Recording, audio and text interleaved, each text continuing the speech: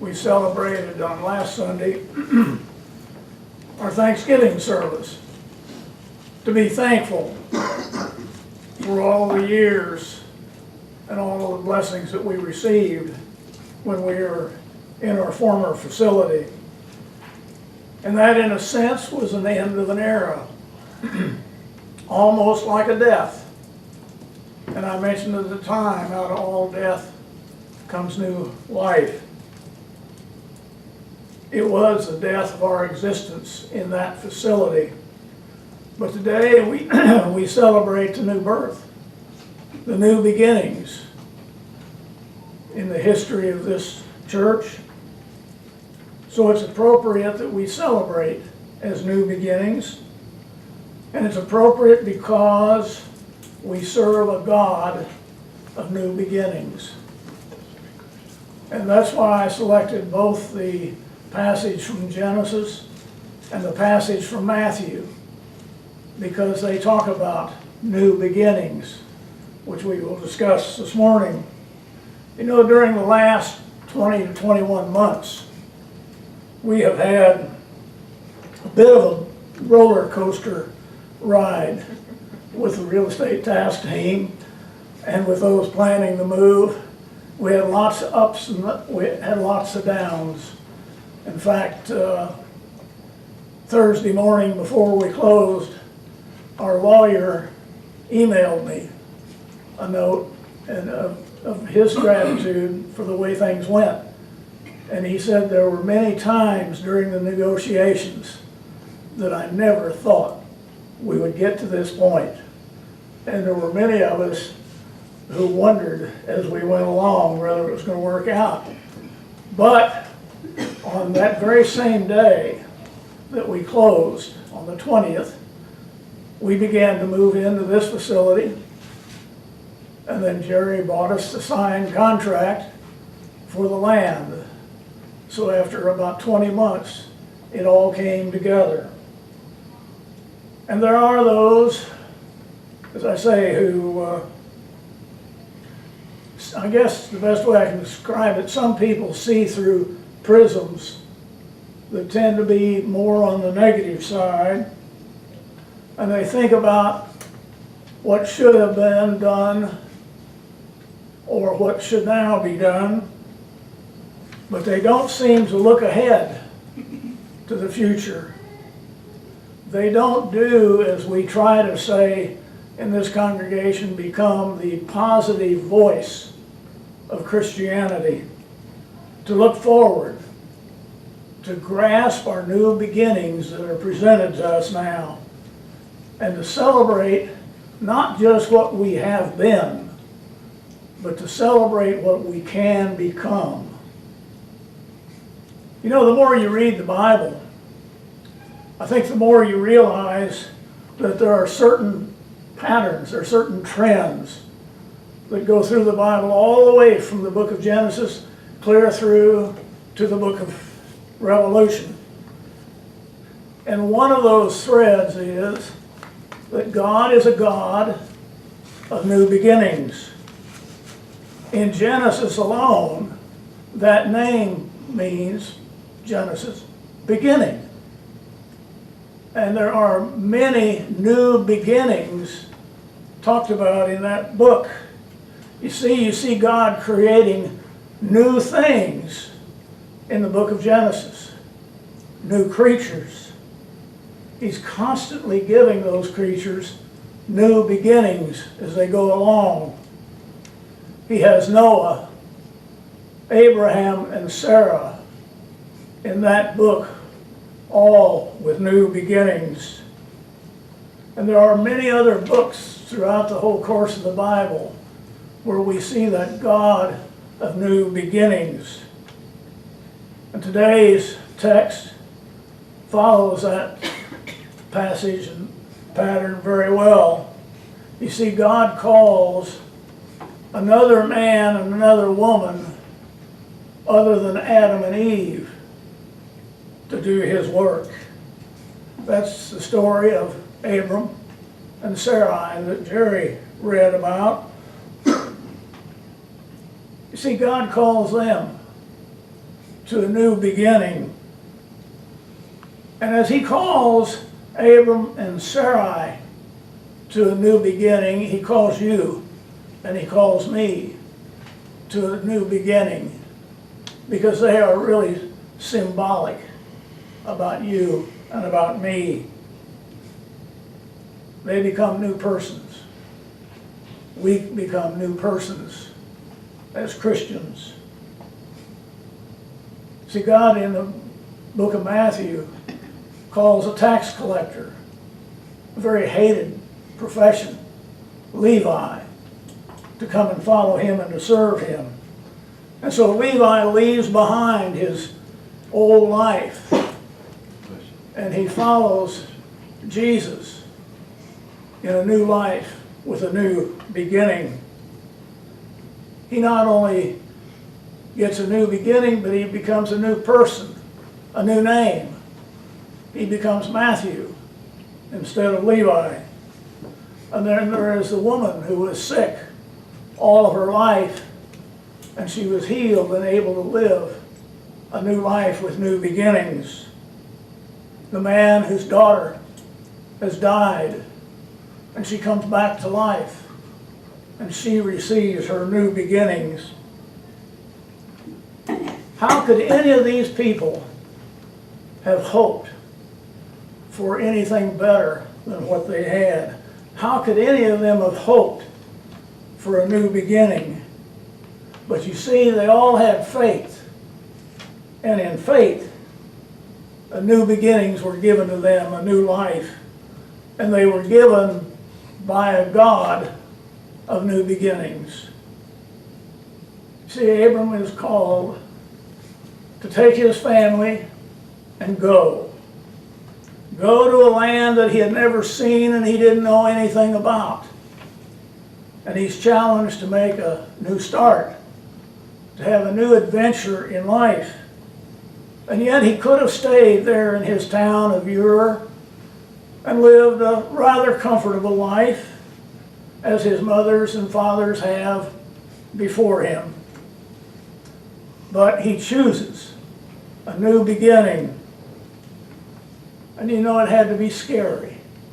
It had to be exciting, but it had to be scary to have a new beginning and going off in a different direction, into a new place, to start over again. Well, new beginnings are usually scary because they deal with the unknown. And even though I'm sure he had known when God talked to him there would be advantages and benefits from doing as God had him do, he still had to have some reservations and some fear about his new beginnings. He knew it wasn't going to be easy, and he knew that new beginnings take faith and courage. And my hope is that you and I and all of us working together in this church have faith and courage as we face our new beginnings. Because friends, it's not always going to be easy. And sometimes it's going to be scary and hard. And we may make some decisions that are hard to make. And we may have some work that's hard to do. And God didn't promise us a rose garden. God promised us the tools to use in our rose garden. And he promised to be with us during our new beginnings. And what's interesting to me is that Abram, at the time God challenged him, was 75 years old. Well, folks, for some of us that's young. It's not all that old. So we can understand Abram having some concerns and some doubts. What, me? I'm sure he did. But he did it. He chose the new beginning. And then don't forget Sarai and what she was being faced with at her age. Not only moving, but starting a family as well at that age. Had to be scary. It wasn't easy. But you see, they had something that we need. They trusted in God. They trusted in the God of new beginnings. And this beginning for Abram and Sarai wasn't really just for one man and one woman. It was for you. It was for me. It was with the whole world. It was for all of God's creatures. You see, God is a God of new beginnings for everyone. For all people, for all churches, and for all nations. He is not selective. He wants us all to experience that creation of a new beginning. And he wants all of us to participate. And thank God we had people like Dorothy Gates who didn't say, you know, I'm too old. I've been there and done that. I know you felt like it. We all did. But for almost 4 months, Dorothy gave literally a good part of her life to this church, to the new beginnings. And the people that worked with her did the same thing. Never tiring, at least that you could see, never giving up, sometimes feeling like it would be easier to just quit, but they didn't do that. They looked ahead to the new beginnings that would result from their efforts. I want to tell you a story about a guy who had a real new beginning. He had a conversion to the faith. His name was Hank Hayes. Hank died about 17 or 18 years ago in Alabama. Hank's life got off to a pretty ugly start. You see, his dad was a Klansman in Alabama, and he wasn't just an ordinary Klansman. He was the imperial wizard of the Ku Klux Klan. And hatred was filled full in that house that Hank Hayes grew up. And Hank bought into that hatred. And he became a member of the Klan as a young man. And one day, there was a black man who was lynched. And Hank Hayes was nearby, didn't have any good alibi at the time. He was accused and convicted of lynching this black man. Well, the primary witness who was there received a real lenient sentence because it was his testimony that convicted Hank Hayes, even though he admitted that he lied and perjured himself. The jury sentenced Hank Hayes to life imprisonment, but the judge had the right to overrule that sentence, and he sentenced Hank Hayes to death. The governor refused to intervene in that case, even though he saw this evidence was wrong. After 7 years on death row, Hank Hayes was executed by the state of Alabama. Well, there are lots of good arguments against the death penalty, but I'm not going there today. Rather than talk about Hank's death, I want to talk about his life. I want to talk about how God's grace invaded the life of this hateful person who was not opposed to the killing, he just didn't do it. Remember, almost 250 people in this country have been sentenced to death and later proved to have been innocent just as a result of DNA studies. But grace came to Hank Hayes early on after his conviction. When he first arrived on death row at the prison, the warden and the guards, and obviously Hank, were really concerned about how he was going to be treated by the black prisoners on death row, being white and having been involved so heavily in the Ku Klux Klan. Two of the black leaders of the prisoners met Hank as he came in. They showed him around and they said, "The state's trying to kill all of us. You and me and all of us. And besides, we haven't got time to hate." During his death row stay, Hank Hayes was adopted by an English parish, and he grew to love that parish and they grew to love him. As a result, he became interested in Christianity. And since he was meeting with groups of Anglicans, he chose the Episcopal faith. And he took his instructions from the people in the Episcopal Church, because he told one of the wardens of the church, not of the prison, that he felt that God would never forgive him for all the terrible things he did, and he was nervous about becoming a Christian. And they told him, "Oh yes, God has already forgiven you."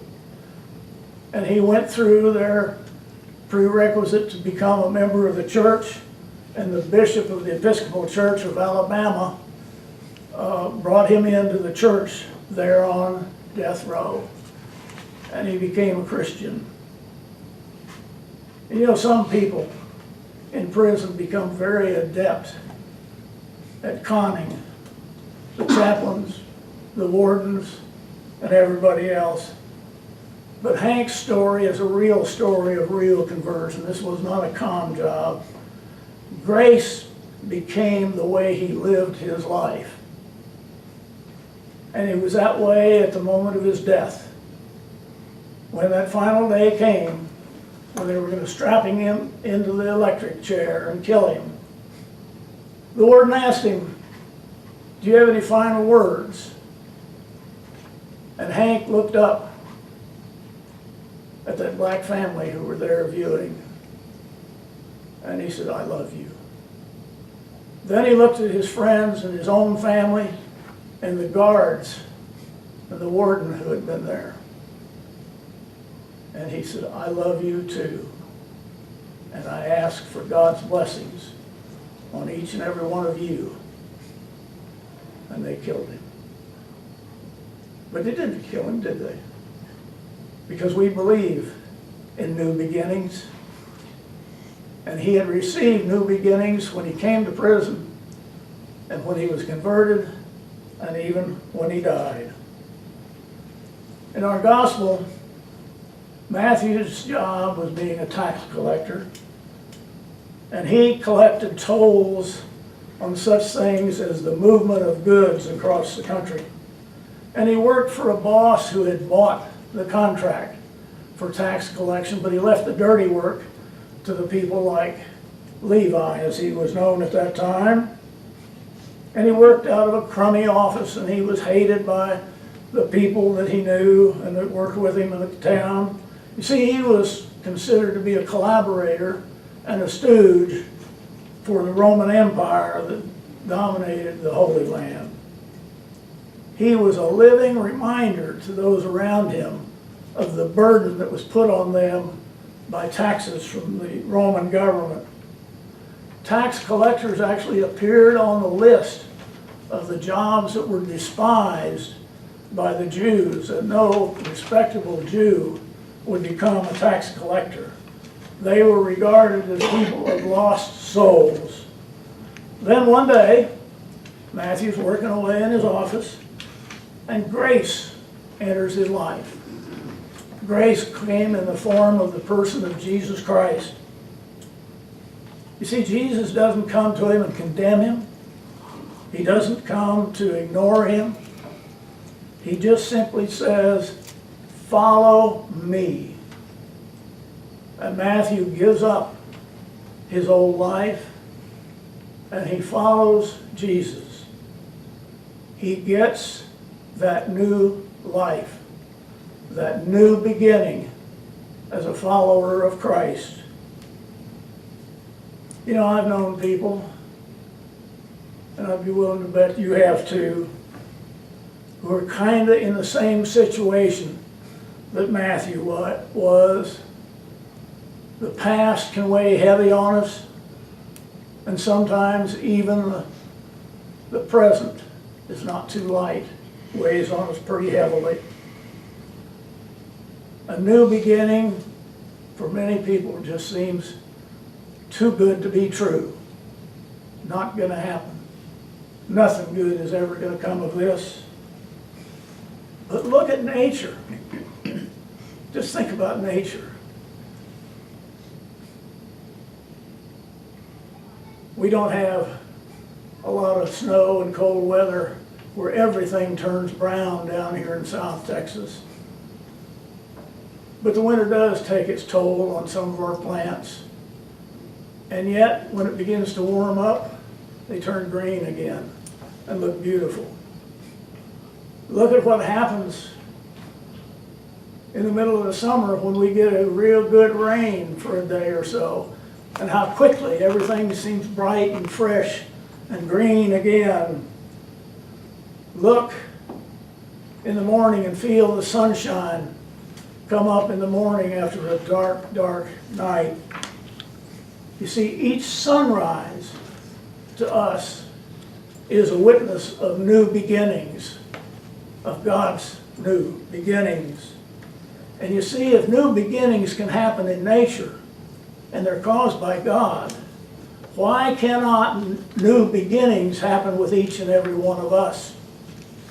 God is good enough to do that for each and every one of us. If He can bring day from night, spring from winter, surely He can bring new beginnings for you and for me.